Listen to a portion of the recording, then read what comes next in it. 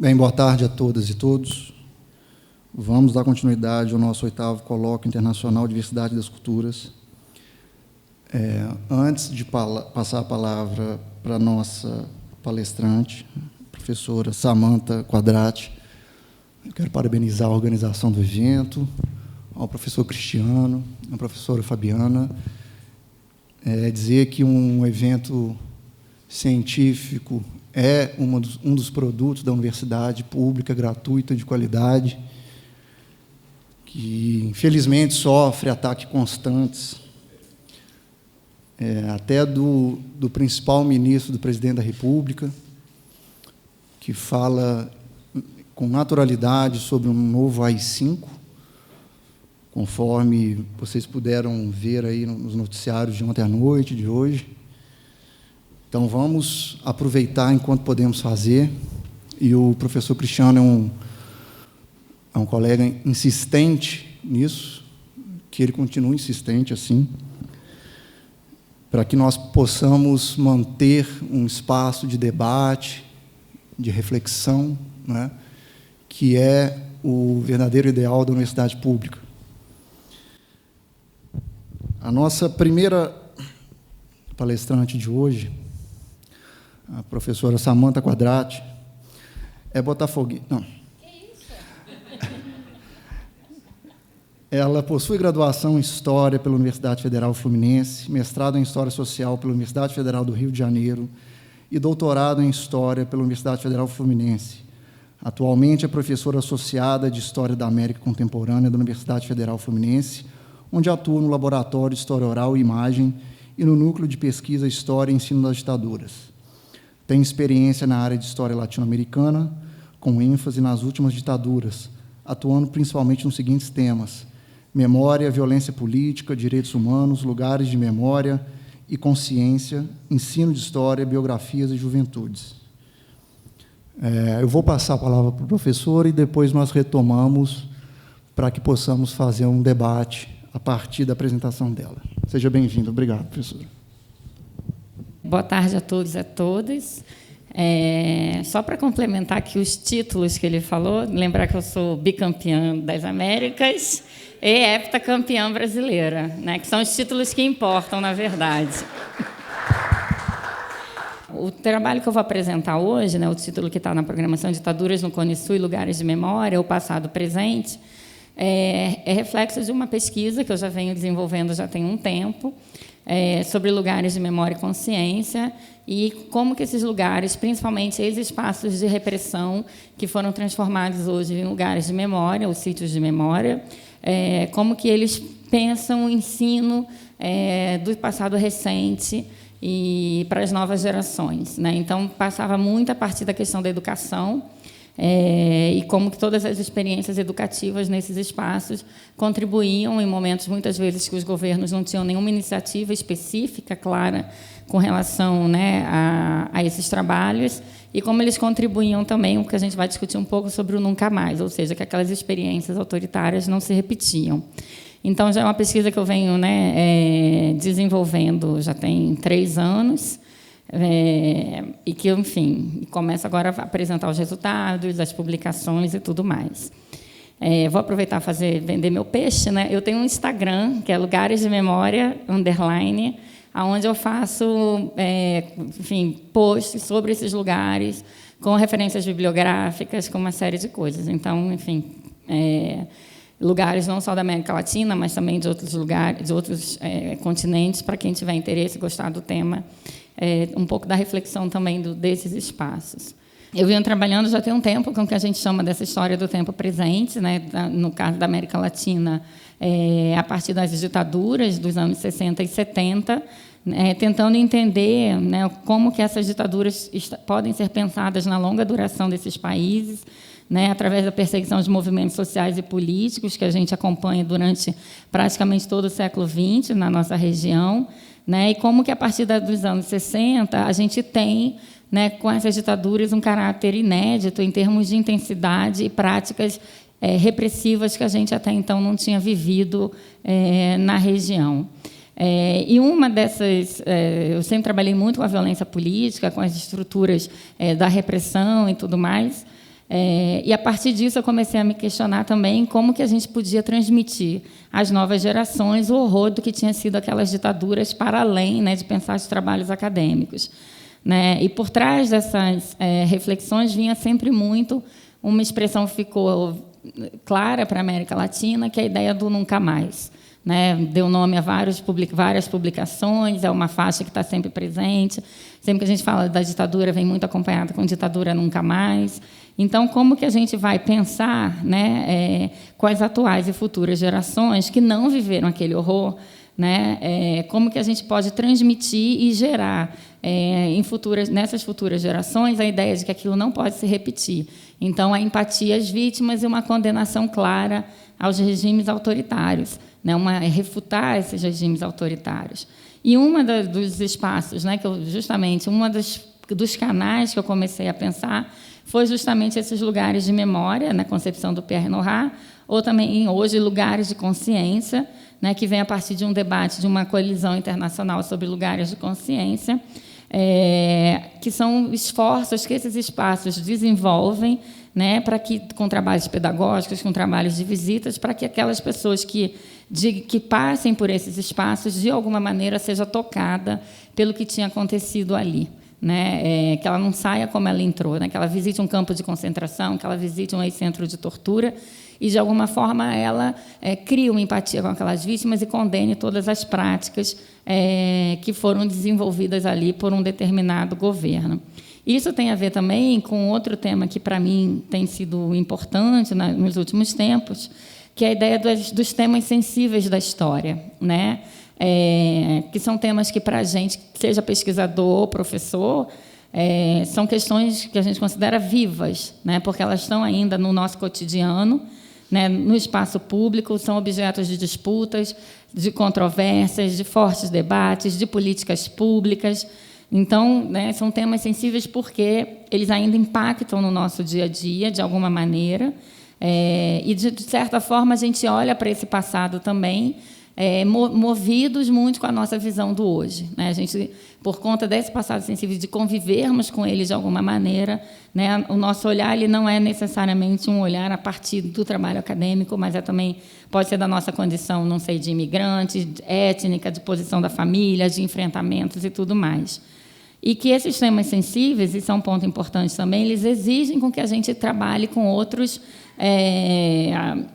competências, com outras lógicas, né? Então, por exemplo, como que a gente pode pensar o Holocausto, a escravidão, os desaparecimentos forçados, né? Para trabalhar com os mais jovens que não viveram aquilo, né? Mas que têm um impacto na vida deles de alguma maneira.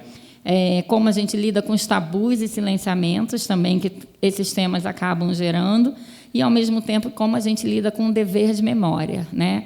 Uma obrigação, né, de uma construção de políticas públicas e também sociais, né, onde a gente vai honrar e reconhecer as vítimas, e onde a gente também vai discutir a implementação de políticas de reparação, né, para todos esses grupos atingidos.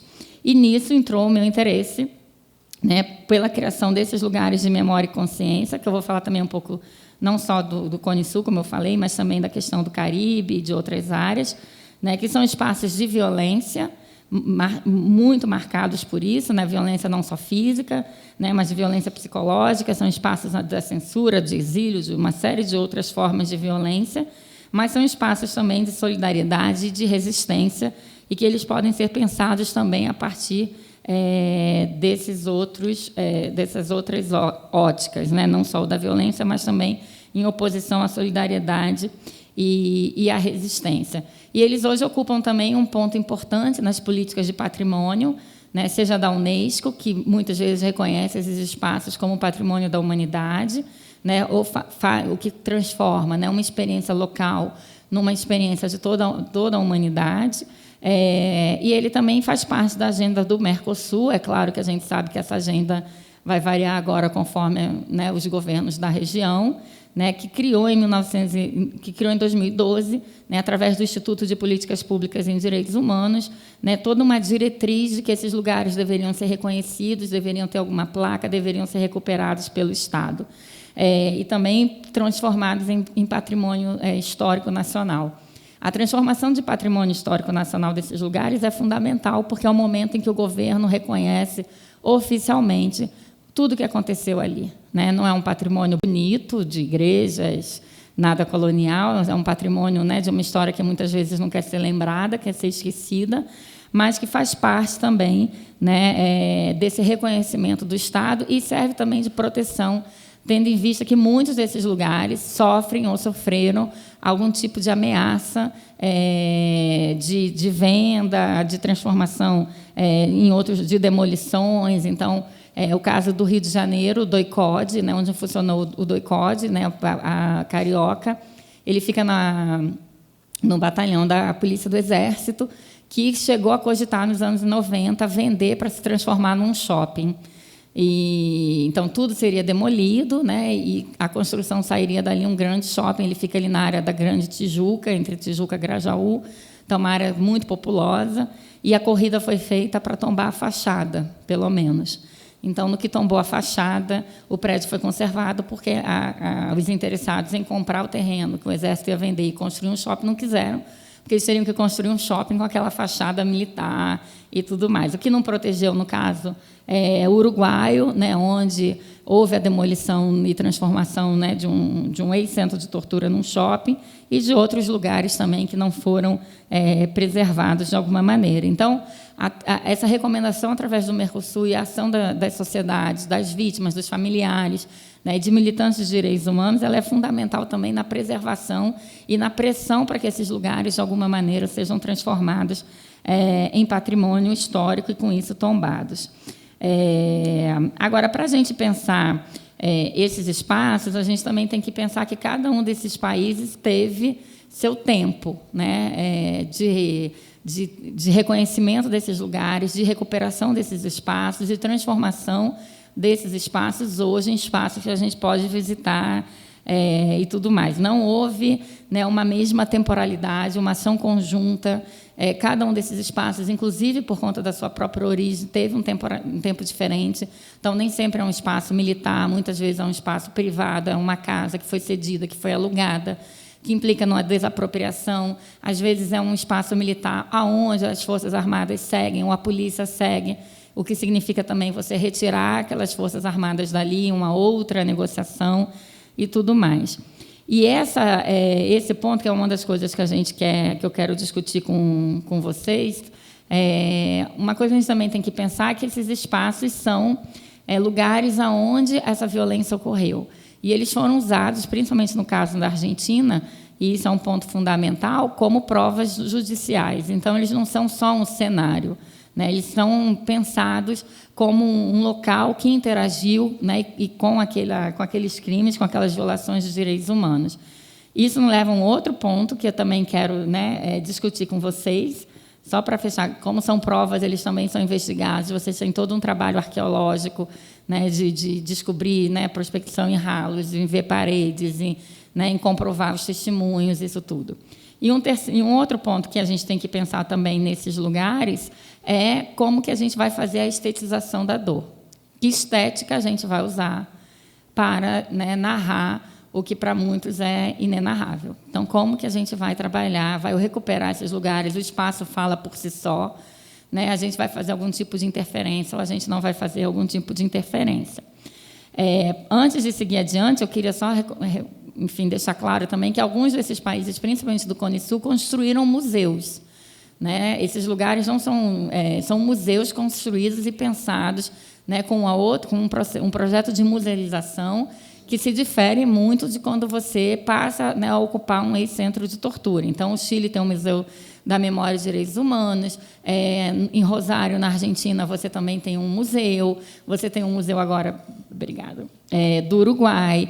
Então, em alguns desses lugares, houve uma construção específica, que é diferente. Então, o Estado tomou a iniciativa de construir um museu, né, para trabalhar de determinados temas, o que nem sempre é de comum acordo. A gente vê muitas disputas sobre como aquela história oficial, porque aí sim é uma história oficial, vai ser contada nesses lugares. Então, eu hoje vou me deter mais a falar na recuperação dos espaços de repressão, mas lembrando, né, que a gente tem também todo um outro processo, né, de construção de museus e tudo mais. Essa recuperação dos lugares, como eu disse para vocês, ela se deve de maneiras diferentes. Então, por exemplo, no caso da Argentina, quando eles criam a Comissão Nacional de Mortos e Desaparecidos, Comissão Nacional de Desaparecimentos Políticos, que é a CONADEP, essa comissão ela vai investigar, né, ela construiu nos anos 80, ela vai especificamente nos lugares que são identificados. Então, aquilo é importante porque, naquele momento, ela já faz as primeiras visitas, ela já reconhece que houve alteração ou não houve alteração, porque os militares ou os policiais fizeram alterações arquitetônicas para impedir o reconhecimento do lugar, né, para deixar sob dúvidas os testemunhos. Ele diz que tem uma escada aqui, mas a escada está fechada. Então, hoje, muitas vezes, quando você visita um espaço, né, nessa recuperação, em algumas visitas é possível que se identifique. Isso aqui eles construíram a parede em cima da porta do elevador, que era para não identificar que ali ocorria um elevador. Então, vários desses, né, tem que pensar que esses espaços sofreram e sofrem ainda uma série de transformações na sua planta original. E são espaços que hoje também renegam a nomenclatura de museus, não querem ser vistos como museus, se assumem como lugares de memória, como memoriais, espaços de memória, promoção de direitos humanos, né, mas não reconhece esse título de museus, né? Há um debate sobre isso, né, de que aqui a história ocorreu, a gente não quer ser reconhecido dessa forma, a gente quer ser visto de uma outra maneira. E são espaços cada vez mais visitados, inclusive por turistas. Então, a ESMA, hoje, a Escola de Mecânica da Armada, é um espaço que regularmente recebe turistas, fazendo parte do que a gente hoje considera um turismo de memória. Então, que não é um turismo só latino-americano, né? A ida a um campo de concentração, uma ida a Auschwitz e outros, também fazem parte desse turismo de memória. Mas que esses estados latino-americanos incorporaram, né, na questão do turismo. Então, hoje, por exemplo, se vocês entram em páginas como da cidade de Bogotá, Buenos Aires, Rosário e Santiago, na Secretaria de Turismo, vocês já conseguem encontrar o link dos lugares que estão abertos ou rotas que vocês podem percorrer, né, rotas de memória, a identificação. Então, por exemplo, a Secretaria de Santiago de Turismo, vocês conseguem ver lá o turismo de memória, tem o Estádio Nacional, La Moneda, Clínica Santa Lucia, Cali London 38, que são ex-centros de tortura onde vocês podem visitar. Então, houve também, por parte, né, do Estado, uma incorporação desses lugares como seu circuito de turismo. E esse turismo de memória, né, ele é também um turismo do que a gente chama, né, que vem com um valor ético de recuperação do passado, né? Então, não é um turismo que facilita, ele é muitas vezes gratuito, não é cobrado a entrada, porque não interessa isso, o que interessa é que a pessoa visite. Ele tem uma série de informações e também fazem parte dos circuitos e que hoje fazem, né, não só o historiador, né, o professor de história, mas muitas outras pessoas acabam visitando. O Museu de Memória e Direitos Humanos do Chile, o maior número de turistas estrangeiros que visita é de brasileiros, ainda que a gente não tenha um museu aqui. Então, hoje, o maior circuito de estrangeiros que chegam ao museu chileno é justamente de brasileiros. Um outro ponto que a gente, quando trabalha com lugar de memória, e aí talvez eu não conheça aqui Goiânia, vocês vão poder me dizer se temos esses lugares ou não temos, são os lugares que não existem mais fisicamente, mas fazem parte ainda da memória da cidade. É o caso, por exemplo, né, no Rio, do prédio da Uni, que está parado, né, desde a Uni, que foi incendiada em 64, foi demolida em 1980, e hoje, né, desde o governo Lula, houve a devolução do terreno para a União Nacional dos Estudantes e toda uma construção, né, um prédio doado, né, um projeto doado pelo Oscar Niemeyer, mas, como tudo a gente sabe, o dinheiro acabou e o prédio não subiu, mas o prédio hoje ainda, o terreno foi reincorporado à Uni. Outros lugares, e é um lugar de memória muito forte ainda no Rio de Janeiro, né? Mas a gente tem outras demolições, como eu falei também, em Punta Carretas e Montevidéu, que foi o que virou shopping, né, que era um antigo presídio, o presídio Tiradentes em São Paulo, Frei Caneca no Rio, que era o presídio mais antigo do Brasil, que virou um condomínio residencial, né? Mas que ainda tem essa memória, né? E a gente tem no Rio o presídio de Ilha Grande, que hoje é um ecomuseu, que só uma parte dele lembra o que aconteceu ali. E no Chile, a Casa José Domingo Canhas, que foi uma casa do Teotônio dos Santos, né, que cedeu para a embaixada e que acabou demolida, mas que hoje é possível fazer um circuito porque a casa tem a estrutura no chão. Então, você acompanha os quartos, a cozinha e tem a visita que é guiada também.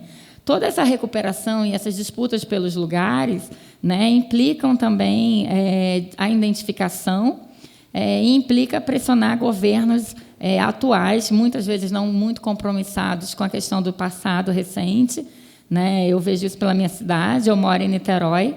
Niterói tem um estádio de futebol, que é o Caio Martins, que foi presídio em 1964, né, antes do Estádio Nacional, no Chile, que é a memória que todos nós acabamos tendo, e que não há nenhuma placa, né, nenhuma referência, embora tenha ocorrido um movimento nesse sentido, de que houvesse uma marcação do lugar. A gente vive, então, intensas batalhas, né, sobre esses espaços, e de pressão junto ao governos e também de organizações civis, né, muito reunidas a partir ainda de vítimas e sobreviventes e de familiares, que tentam, de alguma forma, manter esses lugares vivos. São lugares ainda muito ameaçados, são lugares que são pichados, sofrem ameaças de bombas, são violados, são lugares que têm, muitas vezes, computadores, tudo, e são assaltados. Agora, trabalhar com esses lugares, ele tem um ponto importante, porque ele questiona um dos itens fundamentais e que eu usei muito, né, que hoje eu faço minha autocrítica, que é a ideia de porões da ditadura. Quando a gente acaba mapeando todos esses lugares, a gente chega à conclusão de que não havia porão da ditadura. Esses lugares são lugares muito bem centralizados, era, inclusive, importante para a repressão de que eles fossem de fácil acesso, né, por conta da circulação de pessoas, de levar, enfim, de retirar as pessoas todas que estavam ali. E era importante também que o horror fosse publicizado, fosse público. Então, não raras vezes, muitos desses lugares eles foram identificados por vizinhos. Então, é o caso, por exemplo, do Garagem Olimpo, que é até o nome de um filme, que talvez alguns de vocês tenham visto, da ditadura argentina, que ele foi um lugar onde o trabalho dos vizinhos ele foi fundamental na identificação e na recuperação do espaço. Porque foram os vizinhos que conseguiram mapear que, de tanto a tanto, né, de madrugada, chegavam caminhões do Exército. Então, muitos até tinham fotos. Então, isso foi importante na identificação desses lugares. O caso de Vila Grimaldi, no Chile, também a atuação dos vizinhos foi super importante na identificação. O espaço foi demolido, mas os vizinhos conseguiram identificar e trabalhar. E hoje fazem parte, inclusive, da discussão do que é feito nesses espaços, como que devem ser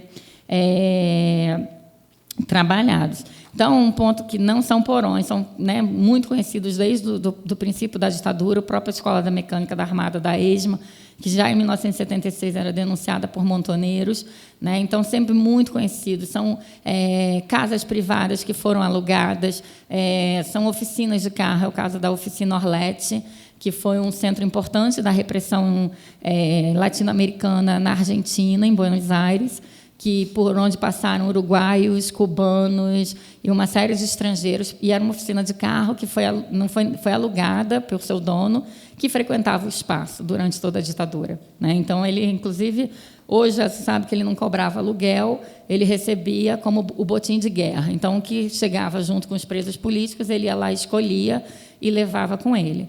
Né? Hoje todos esses bens foram desapropriados e é um espaço de memória num lugar muito interessante de Buenos Aires, porque é um bairro de imigrantes latino-americanos. Então, todo o trabalho que é feito ali, justamente falando da Operação Condor, né, que foi a repressão conjunta na América Latina, e o grande público de escola que visita são filhos, netos de colombianos, venezuelanos, peruanos, enfim, paraguaios, que se identificam muito com aqueles espaços. Então, né, um ponto para a gente trabalhar também e que deve pensar é que a gente não tem porões, a gente tem uma estrutura muito bem montada, onde essa vizinhança consegue identificar esses espaços e depois passa a ser uma testemunha importante, né, e que são espaços que são denunciados, mas que são, de fato, identificados a partir da redemocratização. né? Com a redemocratização e com a criação de comissões, o caso da CONADEP, que eu já falei, né, que vai estruturar, inclusive, muito fundamentalmente, né, os casos por lugares. Então, eles vão abrir pastas, ESMA, pasta Campo de Maio, pasta Oficina Orlete. E hoje é fundamental, porque todos os processos na Argentina eles são baseados nos lugares. Então, vocês acompanham mega causa da ESMA, mega causa da Oficina Orlete. Por quê? Porque vem dessa origem da identificação. A Comissão Nacional de Verdade e Reconciliação no Chile também foi fundamental para isso, né, para a recomendação. Inclusive, né, quem vai recomendar o desenvolvimento de políticas públicas nesses lugares, de que virem lugares de memória, que façam visitas em escola, que, de alguma forma, contem, né, o que aconteceu ali.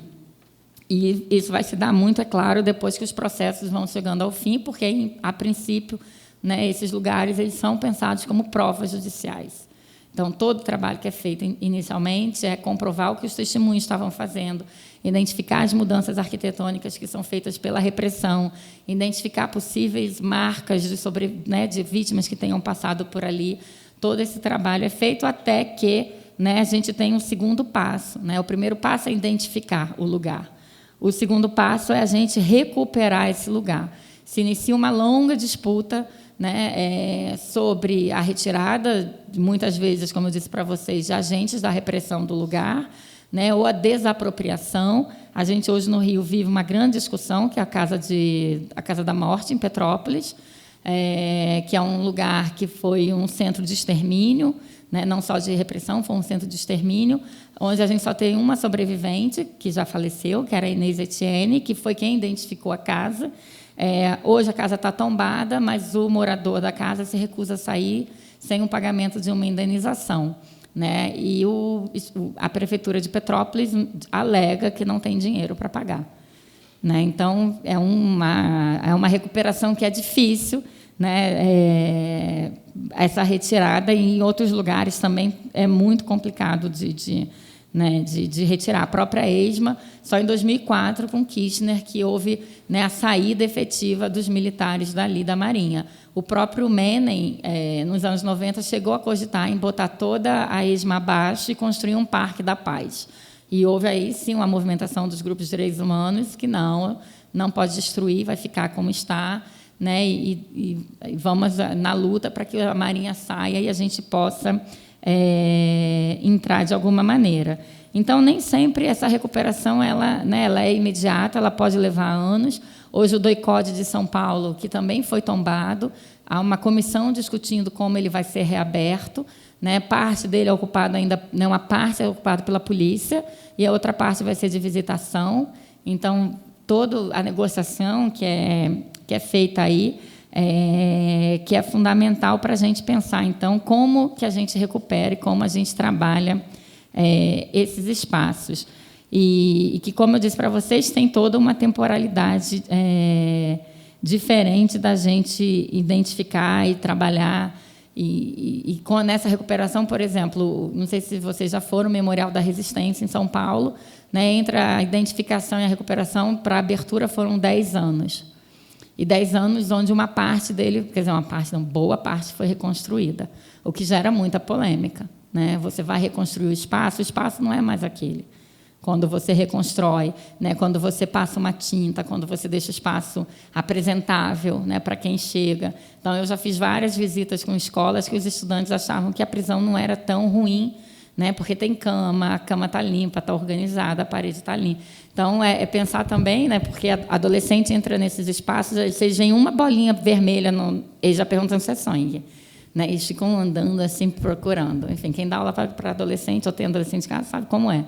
Então, ao invés de causar ali, muitas vezes, né, uma rejeição àquilo, os alunos entram, né, e mais jovens e pensam, mas não é tão ruim assim. E aí vem o trabalho de mediação que vai mostrar que não. Mas houve toda uma reconstrução do espaço, o que hoje é impensável em muitos desses lugares, né? Então, em Córdoba, por exemplo, o D2, que é bem no centro de Córdoba, uma das questões que os militares construíram uma parede para tapar uma porta, E os sobreviventes identificaram que aquela parede não estava ali e eles destruíram. Os próprios sobreviventes pegaram uma marreta e botaram abaixo. Então, não foi feito, né, o batente da porta.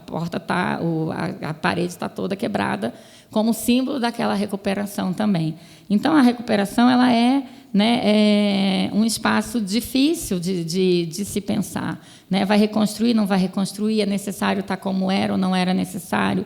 Como que a gente lida com as intervenções que foram feitas? Porque isso implica também disputas de memória, né? Principalmente espaços que tiveram um longo período de uso.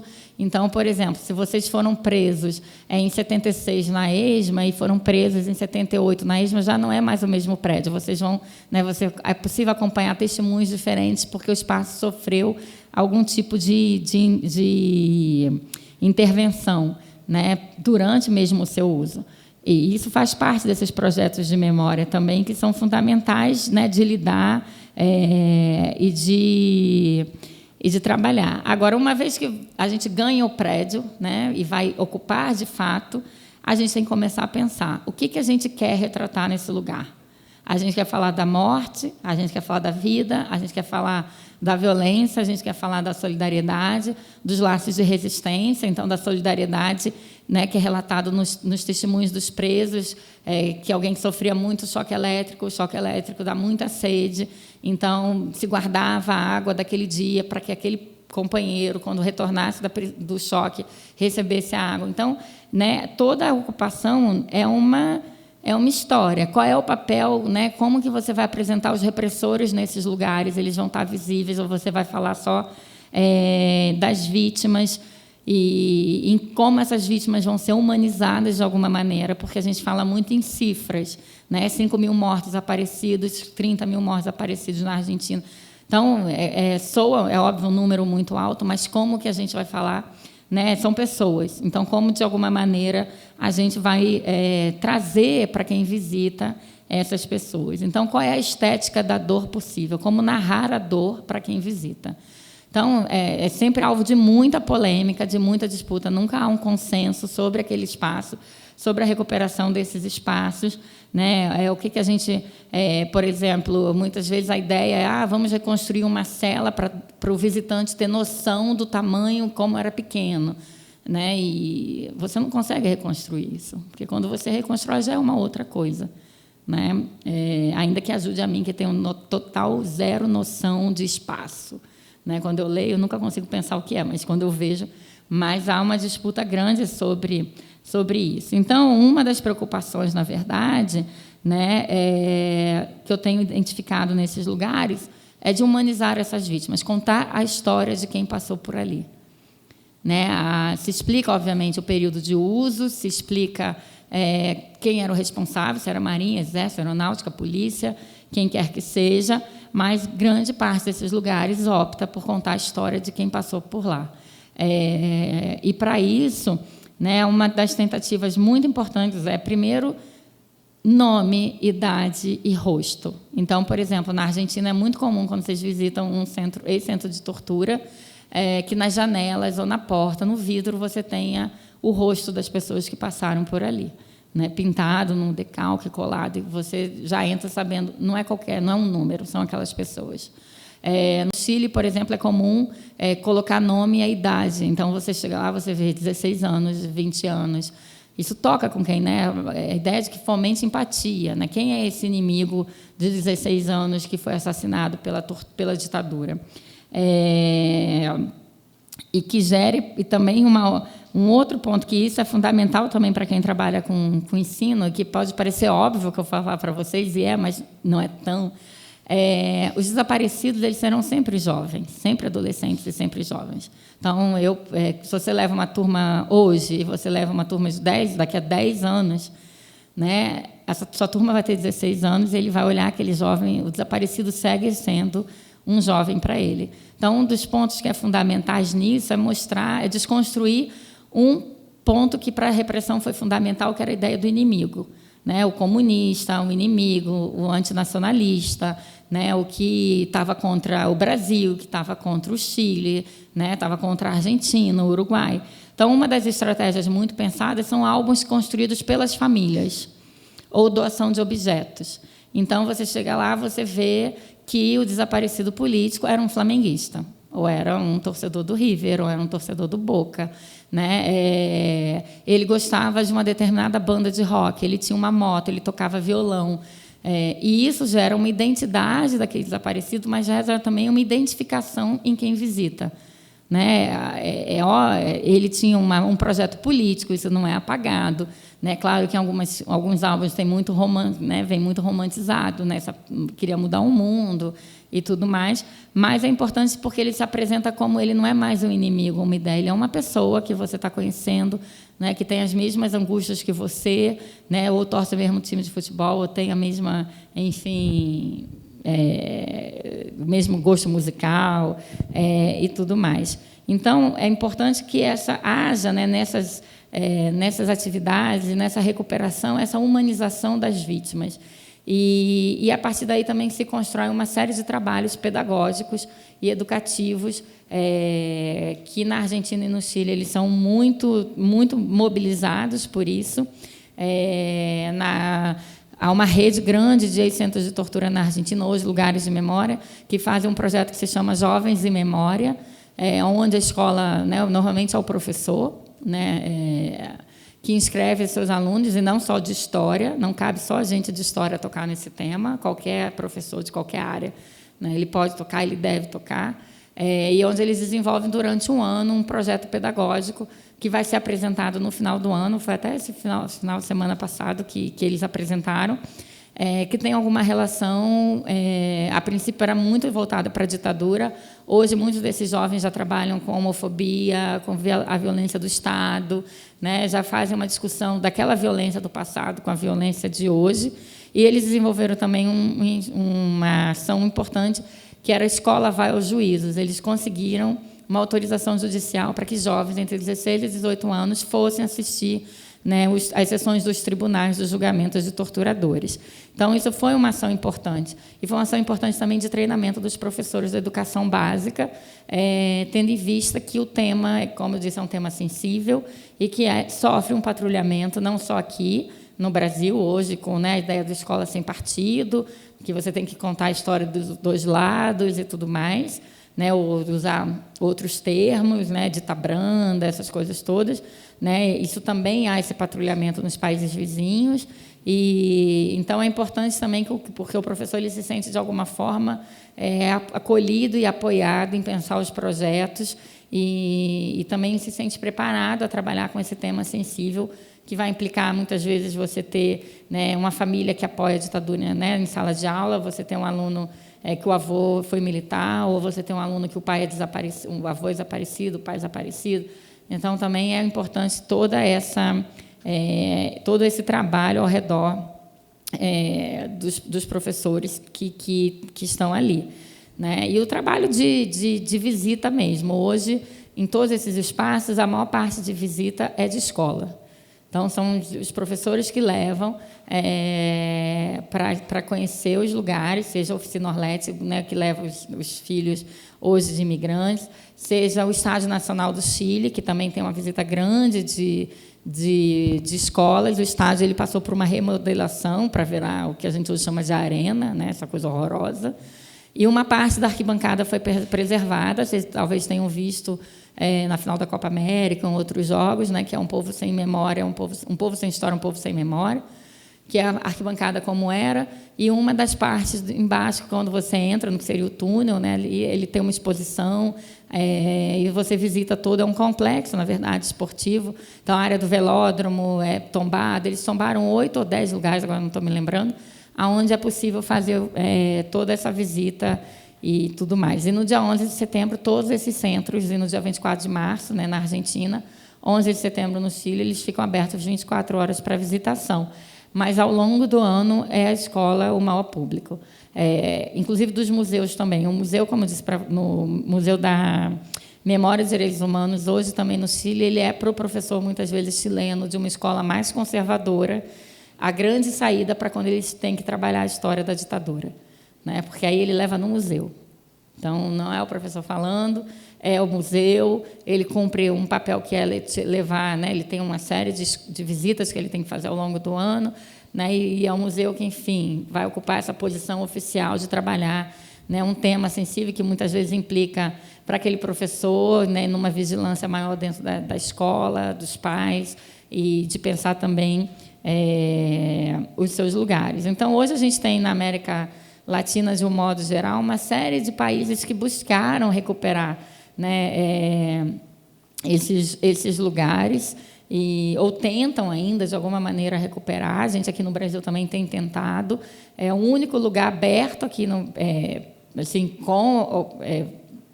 para visitação e pensado, é o Memorial da Resistência em São Paulo. E a ilha de Itamaracá, em Recife, em Pernambuco, tem uma parte também de visita, mas não foi pensado. Agora, o Forte do Barbalho, em Salvador, está aberto. É que também é visita de escola. O Forte do Barbalho é um dos maiores fortes do Brasil. E ele foi, quando a repressão terminou, foi ocupado um tempo, a ditadura terminou, ele foi ocupado um tempo pela polícia. E depois ele foi ocupado por moradores e pessoas em situação de rua. E houve muita reclamação, porque ele está num bairro de que aqueles, né, os moradores ao redor queriam que saíssem, e ele foi depois ocupado por ateliês. Hoje é um grupo importante de ateliês ligados ao cinema brasileiro, de cenografia, de figurino. E quando a Bahia fez a Comissão da Verdade baiana, identificaram o Forte do Barbalho como sendo o maior lugar de repressão da Bahia. Eles pegaram uma cela, né, que hoje é de visita, com o nome dos presos que passaram por ali, e marcaram o espaço, a sala de tortura e tudo mais. É mantido pelo governo estadual da Bahia, mas agora, quando eu estive visitando, eu soube que o governo federal pediu o forte. Então, eles estavam negociando, porque tem não só esse polo de cinema importante, mas, e aí é onde entra, né, a grande questão, também hoje como um lugar marcado, né, como centro de tortura. Então, é uma outra iniciativa do Brasil, e a Ilha Grande, que tem só uma parte muito pequititinha, né, dentro da visita, nem é o principal da visita da Ilha Grande, desse presídio no Rio de Janeiro, onde marca. Mas há iniciativas ainda de recuperação desses lugares, seja da Casa da Morte, em Petrópolis, o Doicode em São Paulo, que vai abrir, o Doicode do Rio, que tem um pedido de tombamento, né, e aí vai se tombar todo o complexo do Exército, que fica ali na região da Grande Tijuca. A gente sabe que isso agora, no momento político que a gente está vivendo, dificilmente vai sair, né, qualquer coisa nesse sentido, né, mas é um ponto importante para que a gente possa ter aí algum lugar. Né? E o prédio do DOPS, no Rio, para quem já foi ao Rio, ele fica na zona da Lapa, uma zona bem boêmia, carioca. É um prédio do início do século XX, que foi prédio da polícia o tempo inteiro, por onde passaram presos políticos importantes, como o próprio Prestes. E ele ficou abandonado durante um tempo. Depois a Polícia Civil, né, o DOPS vira a Polícia Civil, ganhou um prédio moderno e tal. E esse prédio antigo, que é tombado e tudo, ele ficou fechado. E houve uma reivindicação do Rio de que o arquivo do DOPS fosse para ali, acabou não saindo, até que a Polícia Civil conquistou o espaço para ser um museu da Polícia Civil. E no momento em que o Sérgio Cabral, que hoje está preso, né, o governador do Rio de Janeiro, lançou a Comissão Nacional da Verdade do Rio de Janeiro, ele disse que ali ia ser também um museu das lutas sociais, e que, na visão dele, do Sérgio Cabral, nada impedia que houvesse no mesmo lugar um museu, uma parte o Museu da Polícia e outra parte o Museu das Lutas Sociais. Como o dinheiro acabou no Rio de Janeiro, como vocês sabem, não saiu nem o Museu da Polícia, nem o Museu das Lutas Sociais, o prédio está abandonado, a Polícia Civil botou uma placa que é o Museu da Polícia, tem o movimento, por outro lado, o Ocupa DOPS, né, que faz atividades na frente, atividades importantes, mas que até então nem uma coisa nem outra. E o museu tem uma discussão hoje no Rio, que é uma discussão muito sensível, porque como o DOPS existiu, né, mudando de nome ao longo de praticamente todo o século XX, ele reprimiu movimentos culturais, sociais, né, não só movimentos políticos, e ele reprimiu muito as casas de santos no Rio de Janeiro.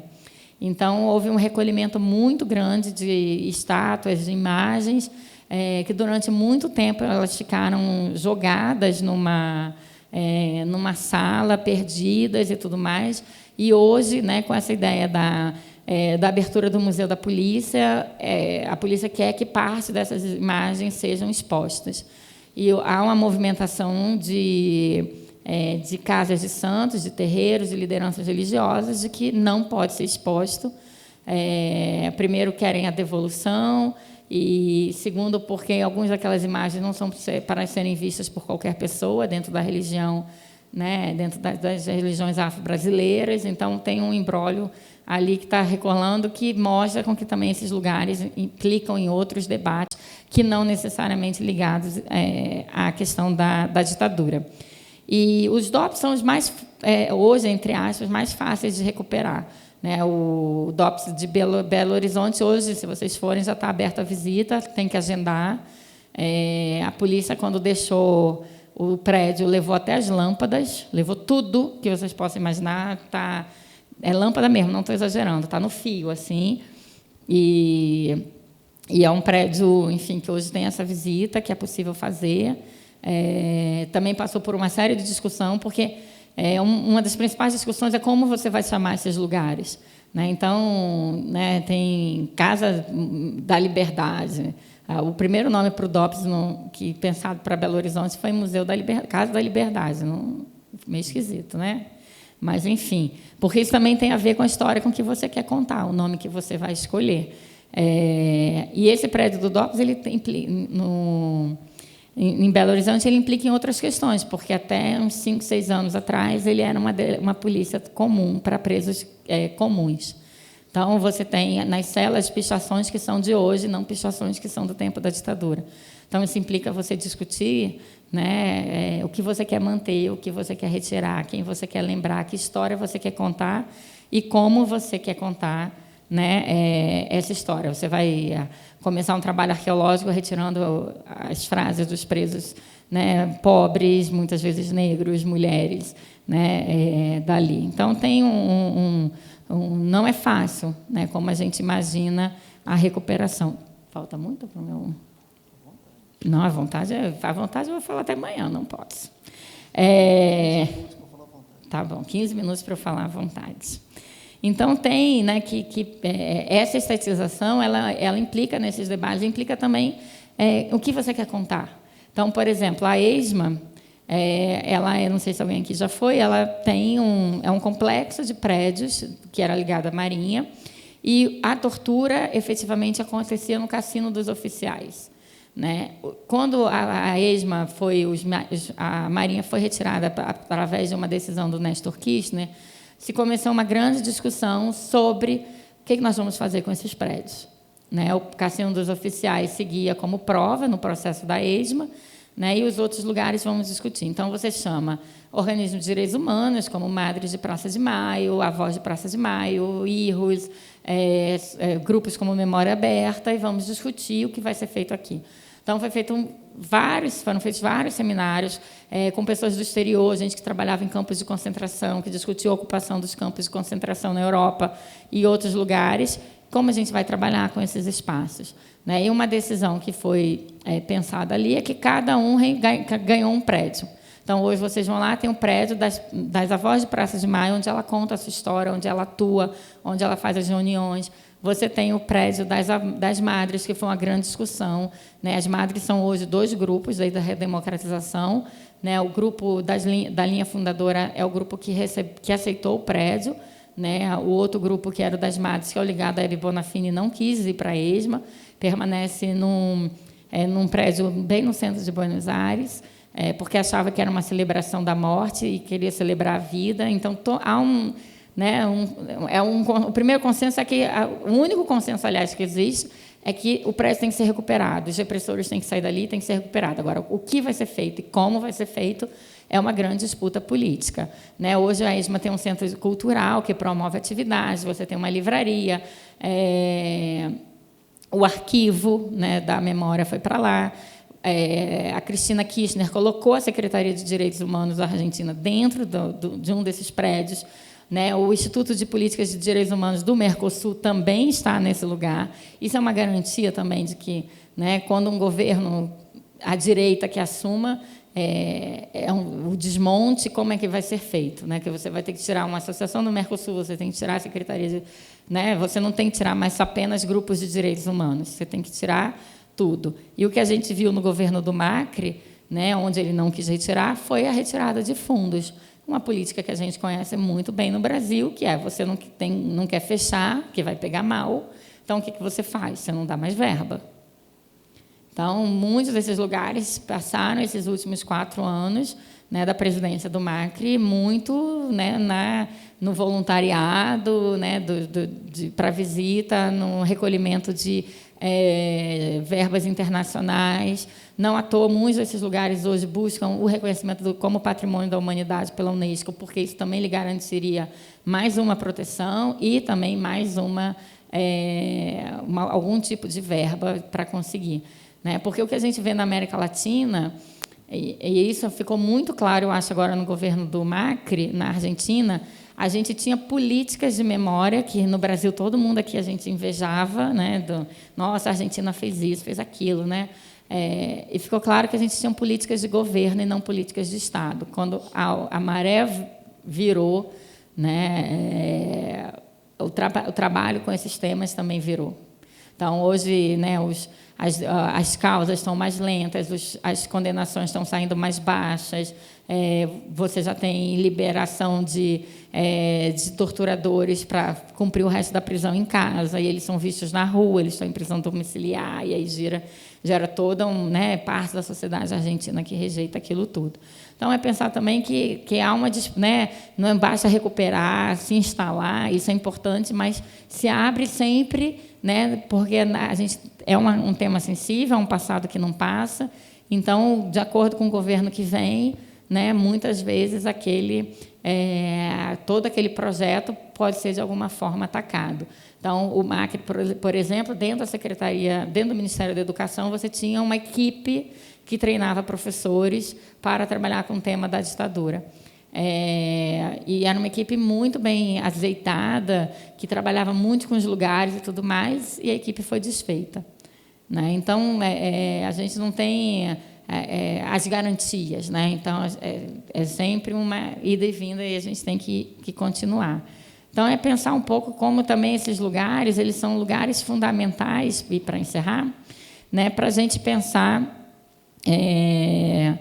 caráter pedagógico. Então, uma visita a esses lugares, é difícil uma pessoa que, seja ela de qualquer idade, que frequente, que vá a um desses lugares e não saia, de alguma forma, tocado pelo que aconteceu ali.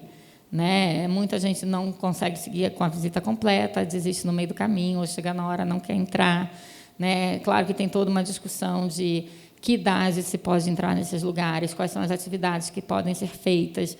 Então, por exemplo, menores de 12 anos não entram no cassino dos oficiais da ESMA, mesmo acompanhados dos seus pais.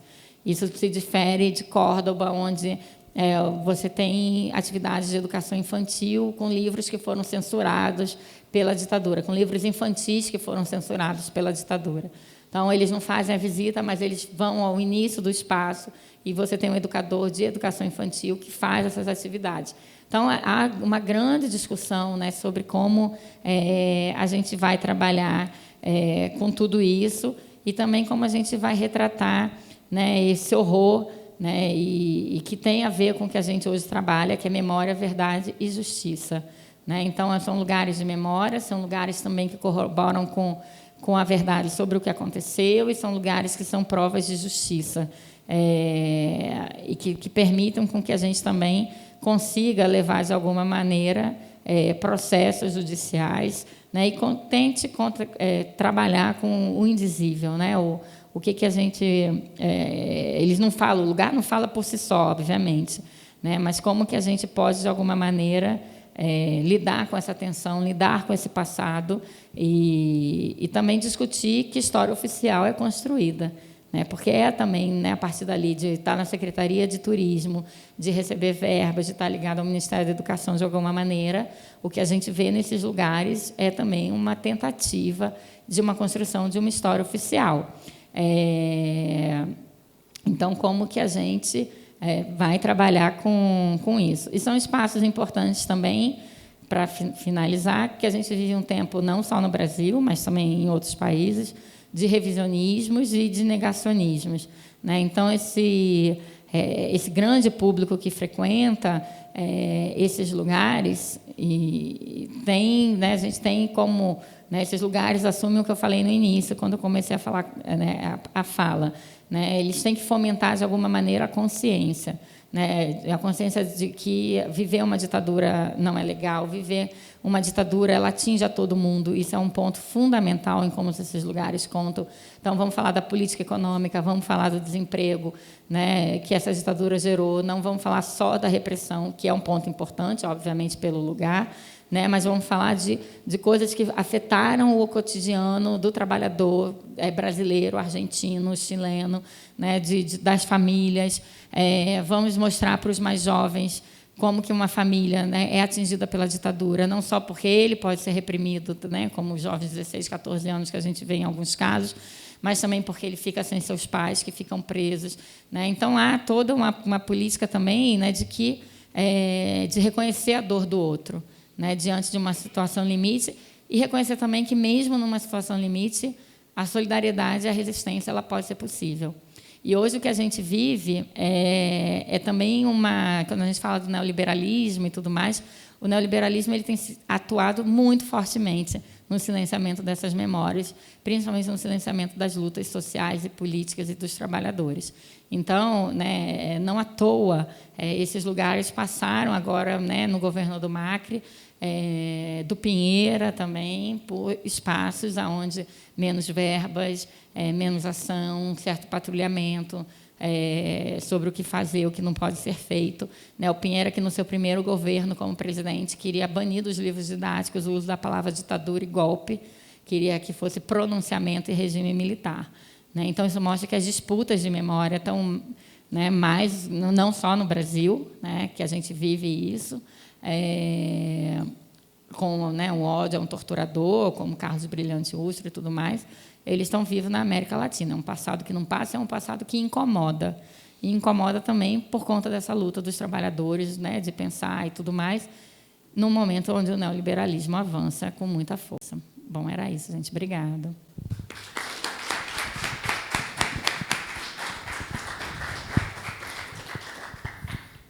Obrigado, professora, pela palestra. A sua fala soa assustadoramente palpável, sabe, atual, e me remeteu, para além de lugares de memórias sensíveis da ditadura, né, outros lugares, como o Cais Valongo, no Rio de Janeiro, né, o Cemitério dos Pretos Novos. Ou então, aqui em Goiânia, eu me pergunto, e pergunto aos meus alunos, principalmente aos que são daqui, por que não um museu de percurso que se remeta ao acidente do Césio 137, né? Desde onde ele foi retirado até onde as residências nas quais ele causou danos, né?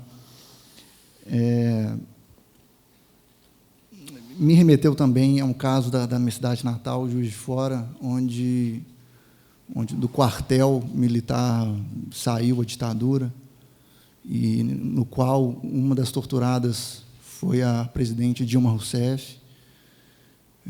Parte do terreno do quartel era do Museu Mariano Procópio, que foi cedido às Forças Armadas, e uma casa lá toda decorada, em Art Nouveau, com vitrais, transformou-se para eles internamente no Museu 31 de Março. Sabe? Tem uma placa lá dentro, uma coisa assim, não é aberta a visitação, dentro do quartel, é aviltante, né?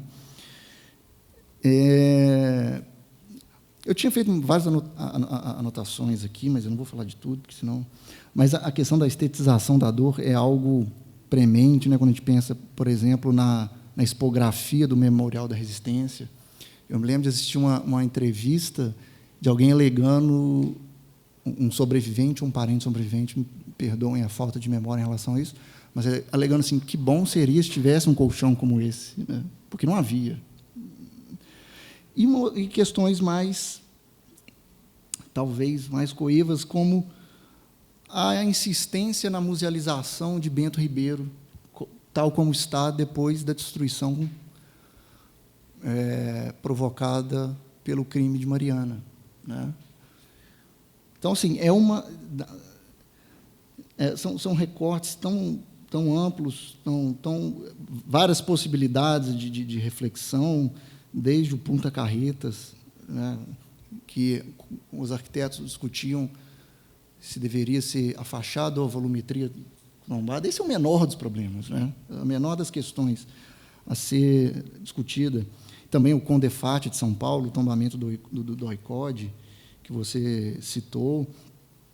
E eu fico sempre refletindo, quando a Casa da Morte de Petrópolis é uma delas, como é que os sobreviventes, mas não no caso, aí no caso da Casa da Morte, seriam os parentes sobreviventes, lidariam com os processos de patrimonialização de um lugar de memória sensível, né? Porque eles têm que estar incluídos, obviamente, nesse processo. Ao mesmo tempo, lembrar de um projeto de um artista plástico judeu chamado Shahak Shapira, que chama Holocaust, né?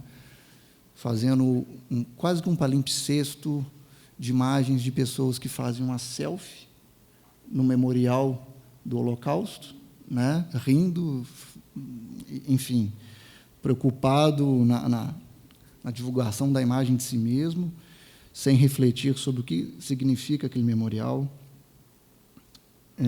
O Museu da Magia Negra, esse acervo que você citou, da cultura material das religiões afro-brasileiras, esse acervo foi tombado pelo IPHAN em 1938, como Museu da Magia Negra. Tudo que fosse não católico, espiritualista, espírita, era colocado no mesmo saco, criminalizado e transformado no Museu da Magia Negra. E isso o Estado não corrigiu ainda, né? Pensando também em como, lembrando de alguns dossiês de tombamento feitos em diferentes épocas da gestão do IPHAN ou do ISFAM, como se esvaziou o conceito de lugar de memória do Pierre Nora, né? Utilizou-se vulgarmente, como que, em alguns momentos, isso vira quase que uma citação específica para poder se tombar algo sem se refletir sobre o próprio conceito do que é lugar de memória, né? Algo que me veio também à mente, quando você falou do quartel lá da Barão de Mesquita, quando a Comissão Nacional da Verdade vai até o quartel, o então deputado, que hoje é presidente, tenta impedir o ingresso dos colegas para a investigação que decorreria dessa então comissão. Então, a questão da ética, inclusive, da exposição, assim como os movimentos voltados às religiões afro-brasileiras discutem ou exigem que certas peças não sejam expostas, porque há uma relação ética com elas, mesma coisa passam os indígenas, que tiveram aí sua cultura material expoliada, né, pelos antropólogos. Não existe outro termo para isso, né? Até um certo momento esse acervo é expoliado, né? E que estão aí abarrotando reservas técnicas de museus, inclusive o museu da nossa universidade aqui, porque não podem ser expostos, porque há uma exigência dos indígenas por caráter de uma relação ética, né? Então, eu tenho uma questão aqui para te fazer, mas eu quero abrir para o pessoal. A gente pode fazer uma rodada de 3 perguntas, né, para que vocês façam, acho que o professor Cristiano, Ivan e Alcilene. Pronto, a gente já tem a primeira rodada. Em primeiro lugar, eu quero agradecer a sua fala. Eu achei extremamente interessante e atual o tema que a professora nos apresentou aqui. Quando em sua fala, eu fui anotando algumas questões na verdade, eu inicio a minha fala com a sua primeira pergunta: onde é que estão os marcos em Goiânia? Em Goiânia é muito interessante, que segue o padrão de todas as cidades e de todos os governos, não é? Importante de todos os governos, de apagar do plano da cidade esse tipo de vestígio, não é? Não só do acidente do Césio, 137, em que isso não está no plano. Então, eu levo meus alunos lá para mostrar os lugares, eles passam e falam: não sei o que é isso, mas está tudo lá, colocado. Então, existe um apagamento nisso.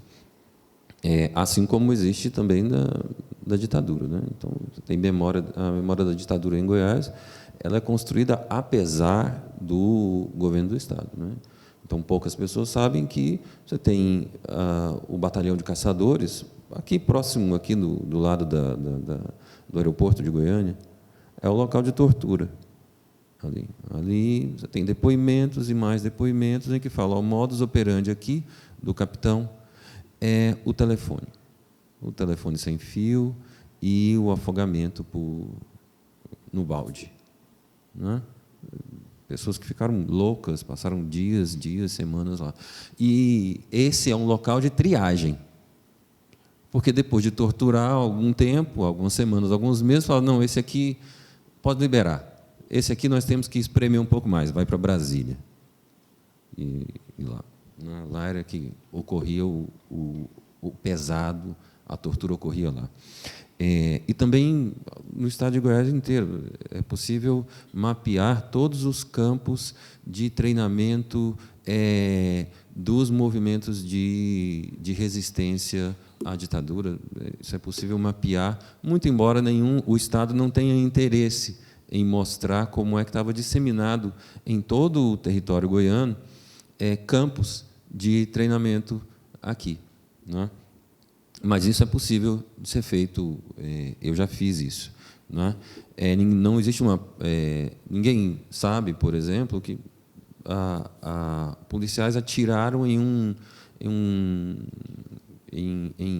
estudantes que estavam fazendo um protesto. Os estudantes estavam entrando na catedral, estavam dentro da catedral de Goiânia e atiraram e mataram um garoto lá. Onestino Guimarães, que é de Itaberaí, passa aqui, vai para Brasília, entra na delegacia, desaparece, não é? Então, as coisas estão implícitas aqui em Goiás, mas aqui o trabalho é um pouco mais difícil, já que nós temos que efetivamente lutar explicitamente contra a política do governo estadual. E aí eu queria pensar contigo algo que você disse, na verdade, nas suas preliminares. Você fala que tem um Instagram e você utiliza esse Instagram. Muito bem, eu estou fazendo um trabalho com os meus alunos, inclusive, de produzir virais, 30 segundos, virais sobre temas associados à história, seja o passado ou presente, temas que eles desejam. Eu queria saber, em termos de metodologia, como é que você trabalha com o seu Instagram, para a gente poder, para eu entender a sua experiência. E, por último, você fala: olha, nesses museus, nessas casas de memória, existe um grande público, circula nesses museus.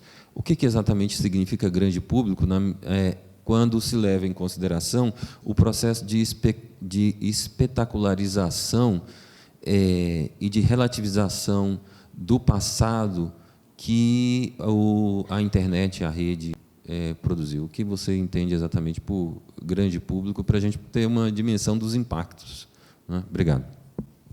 Fiquei pensando muito no caso que eu não sei em que medida ele se encaixa, o caso do Hospital Ungaravia, no Chile, que eles chamam de elefante branco, porque é um lugar de memória, só que surge durante a Unidade Popular, aí abandonado com Pinochet, depois não sabe o que fazem, querem fazer um shopping, mas não dá certo. Não sei em que medida ele se encaixa aí, mas a minha pergunta é mais simples. Eu queria que você explorasse um pouquinho mais, Samantha, gentileza, essa discussão sobre o turismo de memória, e como que entra, então, esse consumo da memória, desde, inclusive, a venda de souvenirs, de itens, né? Camisetas. Eu lembro do Museu do Chile, você tem camisas com óculos do Allende, e tem chaveiros. Então, essa dimensão de consumo da memória, cultura material, como é que entra aí? E também falasse um pouquinho mais sobre materiais pedagógicos, então, se eles produzem cartilhas e materiais de divulgação, porque eu sei que outros museus fazem, né? Não museus aqui, mas museus na Europa, sobre temas sensíveis, produzem essas cartilhas e materiais de divulgação e tudo mais. Não necessariamente para a escola, mas também para o grande público, vamos falar assim. É isso. Obrigado. Oi, Samantha. Obrigada pela palestra. Sempre muito enriquecedor te ouvir. E eu fiquei te ouvindo e pensando nessa cartografia da repressão. E que marcas de gênero, que marcas de relações de gênero haveria nessa cartografia. Eu me recordei, inclusive, de uma... Eu não sei se você organizou o número da revista, um dossiê, mas é uma entrevista que você estava diretamente vinculada à professora queridíssima Jessie Jane, sobre a questão da prisão às mulheres, né, no Brasil, e que ela não admitia a influência de gênero, exatamente pela relação dela, a relação familiar, não é, com o Partido Comunista. Mas, anos depois, ou seja, mais recentemente, em uma série da GNT, organizada, aliás, dirigida pela Suzana Lira, a professora não apenas admitiu a questão de gênero, como se emocionou, não bastante ao lembrar a solidariedade das mulheres naqueles 9 anos de prisão, não é, em que ela engravida lá, tem filho lá, né, tem filha lá, né? Então, do mesmo modo, no Memorial da Resistência de São Paulo, qual não foi a minha surpresa ao ver nas inscrições, naquela simulação de cela, a inscrição da Madre Maurina, né? Quer dizer, que é uma personagem, uma madre que foi presa, torturada. Há 2 livros de ficção sobre a história dela, né, de repressão, e exilada ao México, trocada por um embaixador japonês, e que pouco se fala. Surgiu recentemente na Comissão Nacional da Verdade, mas pouco se sabe. No entanto, indo ao memorial, a gente localiza lá o nome dela, entre outras mulheres. Então, se você puder, por gentileza, discorrer um pouquinho sobre isso, vai nos ajudar. Obrigada pelas palavras de vocês, gentis palavras. Sempre bom também, enfim, trocar, pensar também as provocações, o que a gente tem que refletir. Eu sempre gosto de perguntar, quando eu vou falar de lugares de memória, aonde era tortura no lugar, porque eu já teve uma vez que eu fui no Maranhão, quando eu fiz essa pergunta, foi um silêncio na sala, assim. Aí depois eu descobri que era tipo 2 quadras de onde a gente estava. Mas também provoca, né, uma reflexão de quem ou não conhece ou nunca ouviu, que não teve, também que não teve. Não, sempre tem. Então, onde era e tudo mais. Com o que você falou, eu sou pesquisadora do LABOI, que é o Laboratório de História Oral e Imagem na UF, onde o núcleo forte do LABOI sempre foi a questão da escravidão. Né? Então, fez projetos passados presentes, trabalhou todo com essa pequena África, hoje, do que a gente chama ali na zona portuária do Rio de Janeiro, tem um caso Valonga, Pedra do Sal. E é interessante como, muitas vezes, a gente está falando da mesma coisa. Né? Agora que a Marta Abreu virou consultora para o museu que vai sair da história da cultura afro-brasileira, como que a gente discutia como você vai fazer como estetização da escravidão. Como você vai... Não é só deprê, né? Inclusive, não tem deprê. Então, como você vai trazer, né, o horror da escravidão, ao mesmo tempo a resistência, né, dos africanos escravizados, como que você pensa isso? Então, né, isso são próprios de traumas de passados, né, sensíveis, que estão ainda, né, na questão agora. No caso específico da ditadura, isso reúne muito, muitas vezes, são comissões com vários representantes, então, de sobreviventes, de familiares, de vizinhos, de políticos, de intelectuais, de professores da antropologia, da sociologia, da história. Então, você sempre tem um grande grupo que vai estar discutindo e vai estar debatendo o que vai ser feito a partir dali. No caso do Museu da Magia Negra, que você citou, hoje, na ALERJ, na Assembleia do Rio de Janeiro, tem uma comissão chamada pelo deputado Flávio Serafini, do PSOL, com representantes da polícia, representantes das religiões afro-brasileiras e políticos que fazem reuniões para discutir, e são reuniões para a gente, enfim, são interessantíssimas, porque a primeira reunião o policial resolveu rezar, e aí os representantes também, das religiões, então vamos rezar, cada um vai rezar o que quer, e vão parlamentares, e que tem sempre uma discussão ali do decidir o que fazer. Vai devolver, que em alguns lugares do mundo houve devolução de peças que tinham ligadas à questão sagrada, ou de partes ossadas, enfim, múmias, ou permitem com que em datas festivas se façam cerimônias à noite dentro do lugar. Sempre uma discussão enorme sobre o que fazer com isso. E as reuniões saíram, e hoje saiu um documentário, não sei se você já viu, que se chama Libertem o Meu Sagrado, que é justamente discutindo esse acervo com peças dos anos 20, 30, enfim, que está discutindo o que vai ser feito.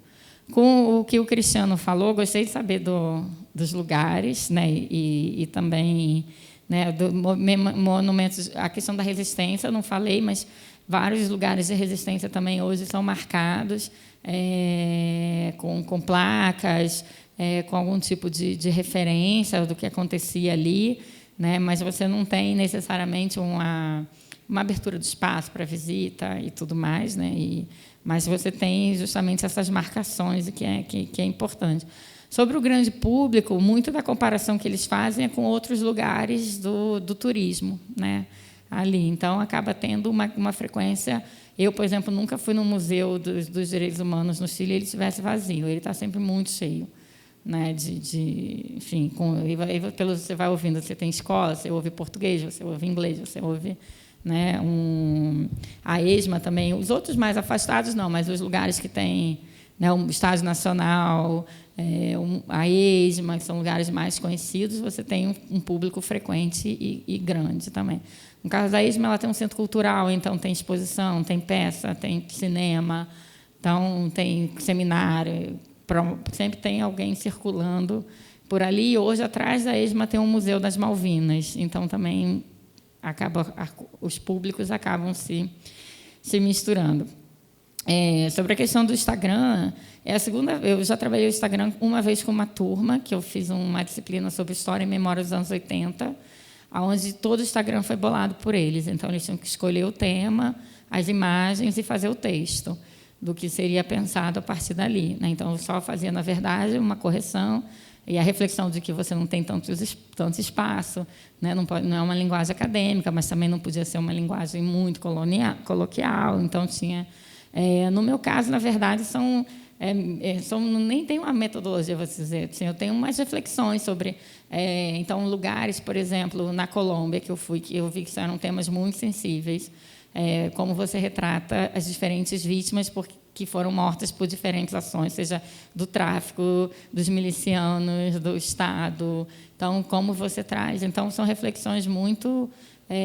a partir daí, de um lugar que foi recuperado agora, que abriu para visita e tudo mais. Então, é mais um canal de divulgação mesmo da pesquisa e sair um pouco dessa, enfim, da universidade só e tentar outros canais também. E aí eu achei que, por conta das imagens, do pouco texto, o Instagram era melhor do que uma página no Facebook, enfim, que também ia me dar mais trabalho para pensar outras coisas. Então, e também um pouco de pensar, eu, por exemplo, quando fui na ESMA, eu fiz um curso para professores de educação básica. Então, o que esses espaços oferecem? O que tem? Então, fiz um post sobre a biblioteca de livros infantis censurada. Então, como que você pensa a idade, como você não pensa. Então, tem um pouco isso. O Ivan saiu? Que aí eu passo para a Alcilene. Saiu. Alcilene, é curioso isso porque a questão de gênero não aparecia em nenhum desses lugares, né? Agora, o DOPS, por exemplo, de Belo Horizonte, vai ser pressionado a fazer isso porque você tem a ala feminina. Então, não tem como você fugir disso. Mas a ESMA, há pouco tempo, fez uma exposição e agora ela voltou com uma exposição sobre mulheres. Então, todos os textos foram alterados. Então, e você via a interferência. Então, por exemplo, os presos, aí tinha em roxo, puxava assim, nossa, e presas, desaparecidos e desaparecidas. E eles fizeram uma ala para mulheres. Então, porque a ESMA também foi uma maternidade clandestina, onde as mulheres pariram e tiveram seus filhos apropriados pela repressão. Então, elas aparecia muito, só uma discussão, não era uma discussão necessariamente de gênero, mas sobre a maternidade você tinha uma parte.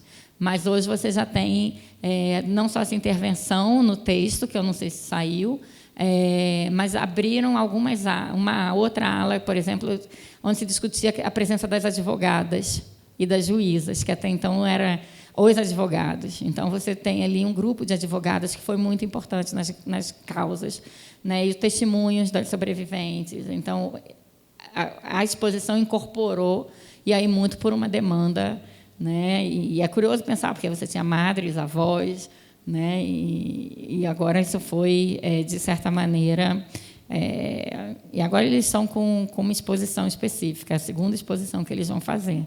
Então, houve uma pressão para que isso fosse incorporado, né? Porque, como você fala, a Jessi, quando deu aquela entrevista, está na revista Gênero, ela falando, quando eu estava militando, isso não era uma questão para mim. Isso vai ser uma questão depois, né?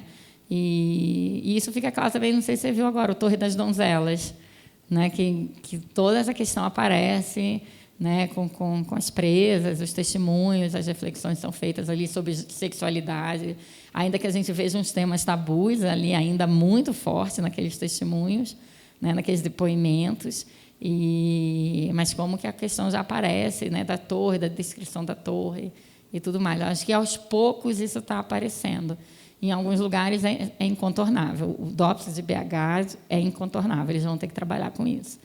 Inclusive porque tem muitas... né, talvez eu fiz a visita, foi a parte mais triste da visita, foram as celas femininas, porque são pichações de hoje. Então, muito pedido de perdão às mães, né, pedido de perdão aos filhos, muito, muito doloroso, assim, enfim, por uma identificação, por uma outra coisa, mas estão tentando, de alguma forma, recuperar, porque, inclusive, a parte da maternidade nos centros ela é fundamental, né, centros onde nasceram os bebês, no caso da Argentina, principalmente, que não eram todo centro, que tinha uma maternidade clandestina, isso também tem sido colocado, né? E na clínica de Santa Lúcia, no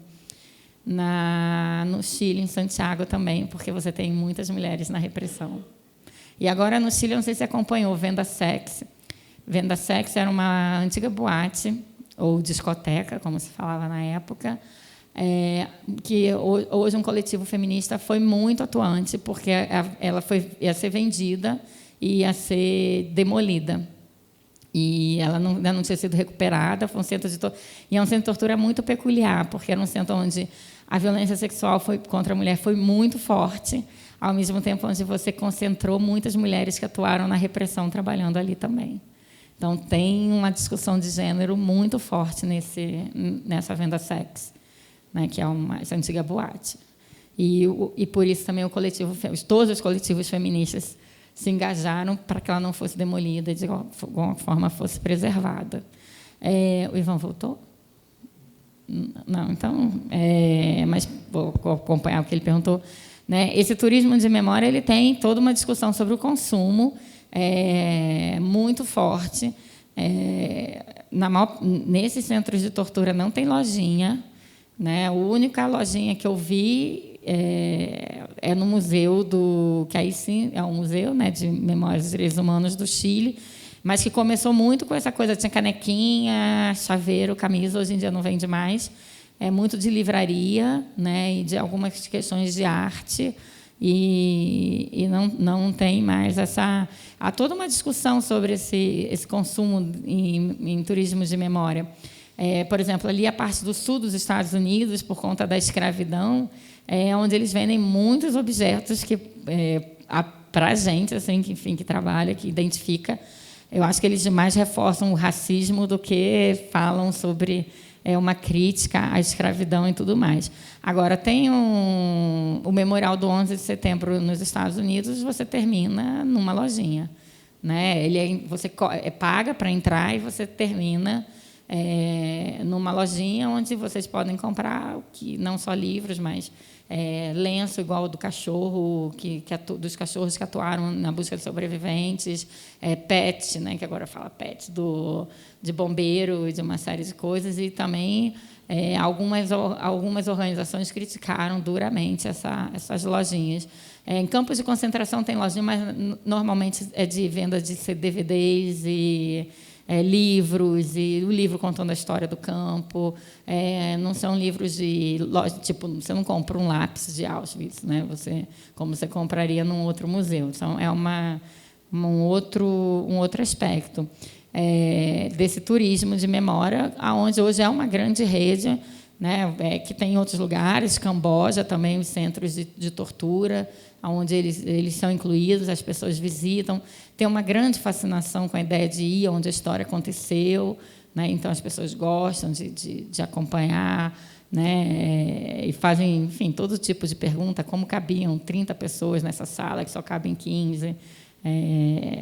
Enfim, eu gosto muito de acompanhar essas visitas assim, para ver qual é a curiosidade das pessoas e que procuram qualquer mancha na parede, querem ver, querem entender, e tudo mais. E, sim, eles produzem material pedagógico, tem muito nos sites e estão disponíveis para quem quiser baixar. Tem jogos, tem depoimentos, tem roteiro de atividade, alguns têm visitas virtuais, então dá para fazer da sala de aula. Se tiver aquele maldito flash, não sei o que nunca abre nos computadores dos lugares, mas conseguem fazer essa visita. E eles também têm, porque todos esses centros também têm uma área forte de pesquisa, né, de entrevistar pessoas. Hoje você tem na Argentina o especialista, coisa que não tem aqui no Brasil. A pessoa que é especialista na história da ESMA, a pessoa que é especialista na história da Oficina Orlet. E é muito comum que, quando comecem os processos, quando começarem, ou até hoje em dia, que o historiador especialista naquele lugar vá falar. Ele não vai como testemunha, mas ele é uma das primeiras pessoas ouvidas. Então, também, né, o historiador, o antropólogo, o especialista naquele lugar, ele vai para relatar as funções dos lugares, o que era. Né, coisa que a gente não fez aqui ainda. Então, não começa a trabalhar a história do lugar no dia que ele virou um centro de tortura. Estão recuperando toda a trajetória daquele lugar. Em alguns casos, por exemplo, se recupera repartições militares que, em algum momento, houve tortura ali contra os próprios militares. Então, escolas militares que eram muito violentas nos trotes, né, nos castigos. Então, de recuperar também os soldados que trabalharam ali. Né? Nem todas as pessoas que atuaram nesses lugares atuaram na repressão. Então, hoje, você tem todo um trabalho de identificar quem eram aqueles soldados. No Chile saiu um livro muito bonito, que são os soldados que trabalharam no Estádio Nacional no momento da prisão. Se vocês olharem, o Estádio Nacional tem várias fotos. Vocês vão ver que são soldados muito jovens, muito jovens. Eles estavam no serviço militar obrigatório. Muitos não eram de Santiago. Então, não estavam assim, entendendo nada do que estava se passando ali.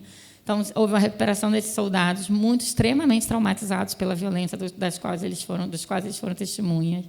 A Jéssica Joane, no depoimento, fala também do doicode, né, que os soldados que varriam, né, que passavam, eram muitos jovens e muitos do Nordeste, e que olhavam os presos políticos, não entendiam nada. Você tem a minha idade, o que você está fazendo aqui? Você é uma moça, né, e tudo mais. Então, tem muito ainda do que trabalhar nesses lugares, do que recuperar. Qual era a função anterior? O próprio doicode do Rio já tinha sido hospital, né, tinha sede, ele passou por várias...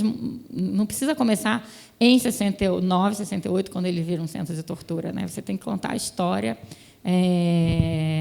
desse lugar. E aí, nesse ponto, os historiadores, esses especialistas, a gente tem cada vez mais sendo chamados não só para explicar como toda essa violência foi possível, identificar, mas também, né, nesses casos dos processos sendo chamados para trabalhar e também para fazer os pareceres de tombamento, né? O tombamento no Chile é um tombamento muito bonito, porque aqui é muito formal, né? Você encaminha, faz o relatório, vem os conselheiros, fazem um parecer e tudo mais. No Chile, o tombamento ele é feito numa sala da Biblioteca Nacional. Então, eu tenho tombamentos super rápidos, né, de igreja. A igreja tal, tá bom, tão boa, né? Mas os dias de tombamento de centros ou qualquer coisa ligada ou à unidade popular, que o Ivan falou, ou ligada a outros temas, os sobreviventes vão, e os familiares, os grupos de direitos humanos, e eles fazem questão de dar seu depoimento, porque aquilo fica registrado no processo de tombamento. Então, anos depois, quando você for consultar aquele processo, vai estar aquele registro. Então, também são as estratégias que foram criadas, né, para a manutenção desses lugares e também para quem depois for querer, né, trabalhar com eles. Ninguém vai sumir com um livro de tombamento do Patrimônio Histórico Nacional. Então, como é que a gente vai fazer? Então, é sempre muito cheio. Os tombamentos demoram horas para terminar, então você vai fazendo todos esses depoimentos, né? Enfim, todas as referências possíveis. E agora, óbvio que, né, numa sociedade capitalista você tem o consumo, rotas pensadas nesses países. Você faz rota na Colômbia, você faz rota no Peru, você faz rota no Chile, você tem a Rota da Vida, que hoje incorpora países da África, rotas de campos de concentração.